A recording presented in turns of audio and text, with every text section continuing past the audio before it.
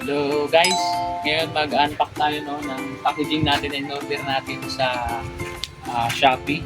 Ito ay ang electric or manual operated na sprayer. So pwede siyang manual, pwede din siyang electric. So ito ay chargeable na electric na sprayer. So ngayon ang brand po nito ay Terminator, 16 liters capacity. So black label. So ngayon, ito yung packaging na, no. Actually, natanggal na namin yung pinakabalot niya. So ito, hindi pa siya na kukuha yung mga parts niya. Ngayon, i-check natin kung ano ba ang nasa loob nito. So first, ito, dito galing to. Ito yung charger niya. So ito ay 220 volts AC. Yung kanyang input, output, DC, 12 volts. So ayan. Okay naman kasi pwede natin isaksak na may dalawang terminal. So takip. At the same time, ito yung tubo na to para doon sa handle, no, ng manual operated. So ito naman yung kanyang nozzle. So ang maganda nito yung nozzle niya, hindi siya plastic. Yung iba kasi plastic eh. So ayun, no, may o-ring na siya. I-check natin mamaya kung kumpleto siya, no. So ano pa ba yung sa loob? This is it. Wow, maganda yung pag-stock ng supplier. So ayan. Isang malaking sprayer. Dilaw na dilaw. Plus, shoulder strap. Yung nilalagay dito. So, ngayon, yung ibang mga parts niya, mapansin mo, parang wala. Nilagay nila yung sa loob. Screen. Para may screen yung mga debris. Kung ano-ano man pwedeng sumabit dun sa babara sa loob. So, ngayon, andito yung ating nozzle. Ito yung idudugtong natin dito sa nozzle niya. Para humaba, no? Yan. Para ma-apply natin dun sa kanyang nozzle. So yan, ito ang kinokonek dito sa gilid. So ito yung kanyang controller. Siya. Yan. Kapag naka-on, gaganon mo lang, ito pinaka-lock niya na yan. Lalabas yung tubig pag i-close mo ganyan. Okay? So right. Ito naman, pwedeng mas maganda to pang herbicide. Ito yung ginagamit na pang-spray na nozzle para sa herbicide. Ang purpose nito para hindi lahat makalat, focus ka dun sa isang area. So ito naman yung sa handle. So ano pa? Meron din siyang, wow, nice. Meron siyang complete na set ng nozzle. Pwede din natin magamit ng iba-ibang klase. Okay, mamaya i-assemble natin to. Okay, so ngayon, ang gagawin natin, mag-assemble na tayo, no? So ngayon, napapan-zoom natin mamaya para makita nyo kung paano natin i-assemble. Ito na ngayon siya. Yung buong set niya. Okay. Black label. Terminator. So maganda daw itong brand na to eh. Pero ang akin kasi, ang ginagamit ko ibang brand din. Kulay green. So ayan. Pero first time namin gumamit ito. So hopefully, maging maayos. So ngayon, kung makikita nyo dito, ito yung sa handle ng manual, no? Kakabit natin mamaya. So dito, kung isusum nyo, andito yung para sa charger, ayan. Madumi lang yung kuko ko guys. Kakagaling lang sa garden nyo, ayan. So di papunta sa kapag nagsa-charge ka dyan, may sasaksak. Ito yung kanyang sa switch, on and off. So may charge siya, no? Pansinin nyo, tumutunog. Ibig sabihin may charge siya, no? So ito rin yung switch din ito. Pwede mo rin itong i-open, pwedeng pampahina, pampalakas. So siya yung nagre-regulate kung gaano kalakas yung pag-spray mo, gaano kahina. Ito, standard siya. Pag inon mo yan, yung pinaka-maximum niya na pressure yun ang ibibigay sa'yo. So ngayon, dito na kinakabit yung manual. Yung kanyang battery. So as you can see, this is yung battery. Nakakabit na, no? Oh. So, okay, nakakabit na siya direkta. So, ayan. Maayos naman ang pagkakabit. So, right. So, ready to use na pala talaga ito yung battery niya. Lock mo lang. Ito, ang purpose nito para din sa likod. Hindi mabasa yung likod mo at the same time. Maganda mag-fit sa likod mo. Hello guys, ngayon, ito yung mga accessories niya doon na pwede natin magamit. So, ang maganda dito sa supplier, sa brand na to, kompleto siya. Meron siyang bakanting gasket, meron siyang bakanting o-ring, may mga washer din siya. At the same time, itong pinakamalaga, meron siyang ball. Itong ball na to, ito yung nilalagay dito sa loob na non-sprayer. Siya yung kukontrol. Halimbawa, pag in-spray mo na para hindi bumalik yung tubig. Ngayon, i-assemble na natin una yung lever. bubuksan natin to. So, since naka-off siya, yan natin as off. So, ngayon, ang sumunod na meron tayo dito, may mga nozzle. Ito yung gasket para dun sa loob, reserva sa manual. Nozzle, isang klaseng nozzle. Ito naman yung nozzle na pwede pang-spray sa balay. No? So, yan. Ito naman yung pang nozzle para dun sa pag nag-spray ka sa mga gilid-gilid. Yung tama nito, straight lang. Ito, bilog. Yung swat niya. So, unahin natin itong lever. Ngayon, kapag ka manual, dito natin ililipat itong nozzle, no? Ito. Dito natin ito ililipat sa taas. Kapag manual, tatanggalin natin itong cover niya sa taas. Pero since yung electric yung gagamitin natin, ayan, tatakpan muna natin yan. Yan. Okay. Yan. So, tatakpan. Ito yung kinakabit dito, ano? What we have here is this one. Meron na siyang o-ring sa loob. May nakalagay na siyang o-ring sa loob eh. You know? O-ring, yung itim sa loob.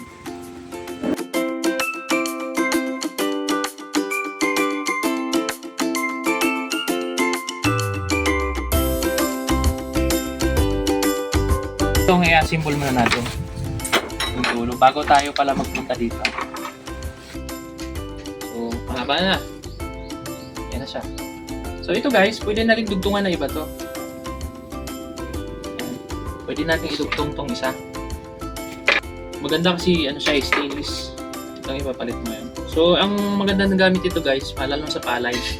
Maganda ito kasi pwede mong kabitan ng isang nozzle dito sa dulo. Yan. No? So, pwede ka na magkabit ng isang nozzle dyan. Pwede rin dito, pati dito. So, para mas malawak yung swat niya lahat natamaan. Kanina, nag-assemble tayo ng ganito. So, actually, dudugtong-dugtong nyo lang to eh. So, nakita nyo kanina kung paano tayo nagdugtong. So, ngayon, meron tayong lever dito na dinudugtungan ito. Ngayon, ito yung sa may nozzle niya. Ito ang pinipindot, nilalak to. Kapag halimbawa gagamitin mo na para mas tuloy-tuloy yung pag-spray mo, ilalak mo to. Gaganon mo, ilalak mo to. So, tuloy-tuloy na yan yung pasok ng tubig, ng pressure natin. Pagka tapos mo gamitin, gaganon mo lang, aangat mo, bitaw. Ito yung idudugtong natin dito sa gilid ng sprayer. Ngayon, ito dinudugtong dito sa ilalim kapag ang gamitin natin ay yung electric niya, yung di kuryente o yung di battery. Pero pag manual, dito siya natin idudugtong sa taas kapag manual ang gagamitin natin. Okay, dugtong nito, ang uunahin natin guys, ito, yung pinaka-lever. So, merong o-ring yan dito sa dulo. Kakapit lang natin dito. Meron ng o-ring dyan. So, o-ring, ibig sabihin, yun yung parang bilog na bilog siya ng rubber. Yun ang magiging silbi niya as gasket para hindi tumagos o magkaroon ng leak. Ito, na-extend to. So, ayan guys, oh. Na-extend to. Meron tong ano na na-extend. Paluwagan lang natin. O, ayan. Na-extend na siya, no? So, actually, na-extend yun, no? Yung haba, depende dun sa haba na gusto mo. So, ayan. So, halimbawa, ganito kahaba yung gusto mong gamitin. So, ilak mo lang yan. Yan na yun siya. So, may mga gasket na rin yan. Then, ito, yung dulo, guys, pwede nating hindi ito gamitin. Depende kung gusto mong gamitin yung nozzle nito. Ito kasi yung nozzle nito, yung buga nito, straight pa ganun eh. So, meron na tayong pangdugtong na iba dito. Kompleto naman tayo sa mga accessories niyan. So, ito naman yung kanyang mga accessories. So sa accessories niya, ang kadalasang ginagamit namin guys, itong isang pang-spray niya na dulo. Ito para sabog, yung ganun siya, dalawang nozzle to, no? Dalawang nozzle, magkaiba. So ang buga nito, paikot, bilog. Kung itututok mo sa lupa, bilog, dalawang pirasong ganun. So para mas mabilis. So ito na yung pwede nating i-apply. May thread na kasi ito guys, meron na siyang o-ring dito. Pwede nating idugtong agad to directly dito. So pwede siyang panggulay, pwede pang palay, pwede kahit saan mo siya i-spray. So ngayon nakita natin medyo mahaba. Bawasan lang natin, no. Yan. Para saktong-sakto lang kasi mahirap din naman sobrang mahaba. Ang bigat masyado baka maputol. Okay na siya. Ito na yung idudugtong natin diyan. So yan. Ito na adjust yung haba, may nozzle. Iba-ibang nozzle to guys. Pwede kayong gumamit ng nozzle na ganito. Pwede rin kayong gumamit ng nozzle na ganito. Depende doon sa application nyo. Ito dahil Pero may mga available naman tayo sa market nito na pwedeng magamit. So at the same time, ito meron din. Yan yung accessories niya. So, thank you! Sa loob, ito yung para sa accessories niya para dun sa kanyang mga sa lever. Ito, yung lever. Yung lever na to, ito yung ginagamit sa manual. Tigas yung lever. So, ngayon, itatago natin to kasi hindi mo na natin to gamit guys magagamit. Magagamit lang namin ito yung lever kapag manual ang operation. Halimbawa, nalubat ka. So, yun, saka mo siya pwedeng gamitin. Pero lagi nating sinasabi na kapag tapos magamit, dapat charge talaga siya. Kung meron charger, magagamit natin ito mamaya. Kasi si-charge natin siya pagkatapos. So, tumutunog. Narinig niyo ba? Tumutunog, no? Ibig sabihin, okay siya. Pag switch on natin, tumutunog din. Okay siya. May charge yung battery natin. So, yung battery natin naka-locate dito sa likod. Kapag sinuot nyo yung sprayer, andito banda sa likod. Dito yun siya. Push mo lang ng ganon. Makikita mo na yung battery. Andito, nakasimbol na sa loob. So, ayan yung battery niya, guys. Ito ay 12 volts battery. So, rechargeable. Ibig sabihin, pwede siyang i-charge kapag nalubat. So, yan, may mga accessories siya dun sa loob na hindi pwedeng mabasa. May mga pump din siya doon. Kung titignan mo sa loob, meron siyang pump assembly. Okay? So, kailangan lang talaga dapat every time maintenance, ganyan. So, para maiwasan natin yung pagkasira agad ng ating gamit. So, kailangan din talaga responsable tayo sa paggamit ng ating mga gamit. So, ito, malaking tulong po ito sa amin dahil nag-garden kami, sa palay, sa mais, sa gulay, iba-ibang tanim yung ina-applyan namin. So, ayan, meron siya doong screen. Yun yung screen na yun yung nagsasala din kapag nilagay natin or nagpa-pump siya, no? Bago pupunta dun sa pump natin, dapat malinis yung solution.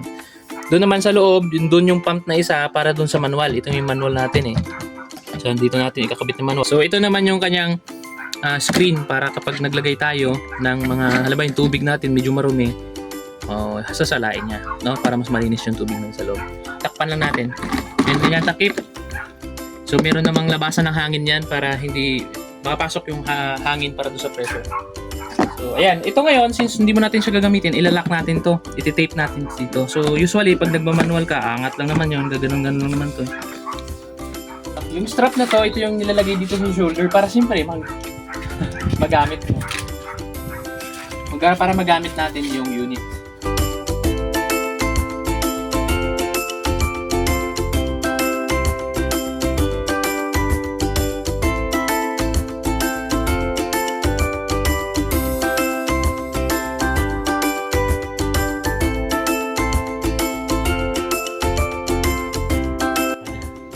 Hello guys, ngayon papakita natin sa inyo kung paano natin i-charge to.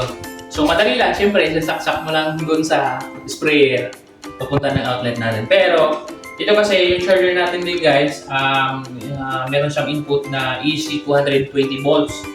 So pwede siya sa mga 220 volts, hindi siya pwede sa 110 or hindi siya pwede sa mga mas mababa doon. So yun, ngayon meron itong 12 volts yung sprayer natin, battery. So ngayon guys, bago kasi natin siya gamitin, dapat may charge natin siya na maganda. So, para mas sigurado natin na magaganda yung quality ng battery bago natin gamitin kapag bago yung unit natin, i-charge natin ng maayos yung battery. But at the same time, mas matagal siya malubat. Ito naman yung kanyang saksakan guys, isasaksak natin dyan.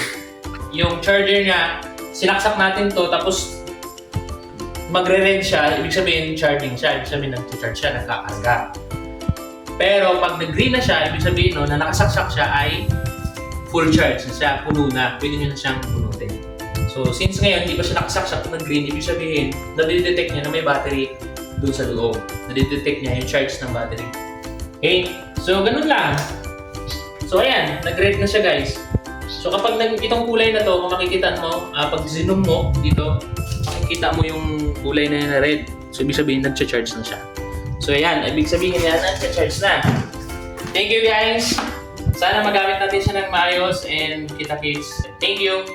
Hello guys, maraming salamat sa panonood. Sana po ay may natutunan kayo muli. Ako po si Agricol. Patuloy kayo na mag-subscribe no, sa ating channel and share yung ating video para naman po doon ay makita ng ating mga kasamahan, mga ka-farmers, ka-agricol, yung ating mga kagamitan patungkol sa agrikultura at ano-ano pang mga videos, earnings at mga tips patungkol doon sa agrikultura. Patuloy po kayong mag-antabay at mag-subscribe sa ating channel para po makabahagi tayo ng iba't iba pang mga learnings, iba-iba pang mga videos sa channel na to. Thank you guys! See you later!